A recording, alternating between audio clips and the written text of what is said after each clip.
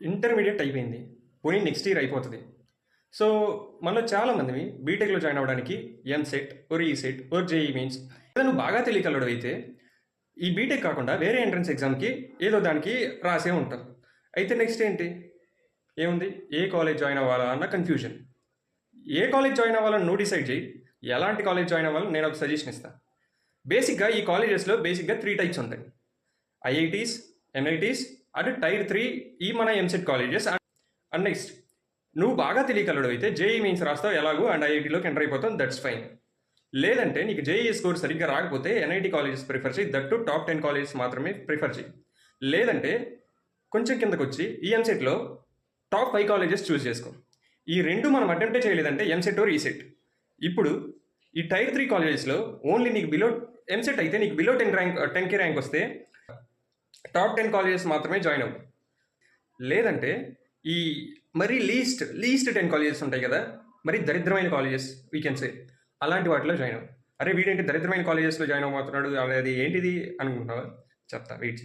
ఒక 20K 25K ర్యాంక్తో అటు ఇటు కానీ మీడియోకోర్ కాలేజెస్ జాయిన్ అయ్యావంటే అక్కడ బేసిక్గా ఏమవుతుందంటే ఫ్యాకల్టీకి స్కిల్ రాదు. సో ఇది మనలో చాలామందికి తెలిసిన విషయం. అయితే ఇక్కడ ఏం జరుగుతుందంటే నువ్వు నేర్చుకోవడానికి నీకు టైం సరిపోదు.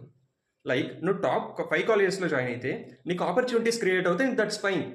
లేదు బిలో కాలేజెస్ ఎందుకు జాయిన్ అవ్వమంటున్నానంటే ఈ మీడియోకోర్ కాలేజెస్లో ఎగ్జామ్స్ కానీ అటెండెన్స్ కానీ ఈ వగేరా అన్ని స్ట్రిక్ట్గా ఫాలో అవుతారు, బట్ ప్లేస్మెంట్స్ ఉండవు.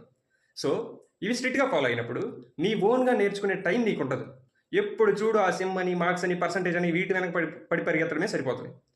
సో అదే ఈ లీస్ట్ కాలేజెస్ జాయిన్ అయితే ఇక్కడ నీకు ప్రెజర్ ఉండదు, నీకు ఒక పీస్ఫుల్ టైం దొరుకుతుంది. So you can concentrate on your personal goal. ఏం నేర్చుకోవాలని ఇప్పట్లో వెబ్లో చాలా డేటా ఉంది.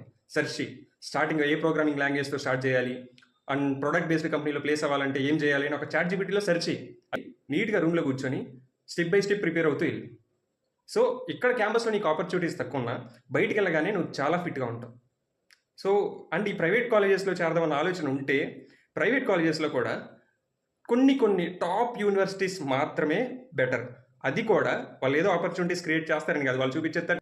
కాకపోతే ఇక్కడ ఈ టాప్ యూనివర్సిటీస్లో ఏం జరుగుతుందంటే చాలా డిఫరెంట్ స్టేట్స్ నుంచి పీపుల్ వస్తారు, ఈవెన్ డిఫరెంట్ కంట్రీస్ నుంచి కూడా రావచ్చు. అప్పుడు నీకు ఈ కల్చరల్ ఎక్స్చేంజ్ అనేది అండ్ వాళ్ళు డిఫరెంట్ టైప్స్ ఆఫ్ కల్చర్స్లో నువ్వు ఉండడం వల్ల నీ మైండ్ సెట్ అనేది మారుతుంది.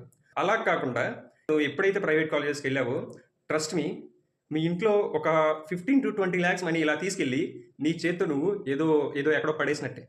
It's a damn sure. బయట సిచ్యువేషన్ అలానే ఉంది.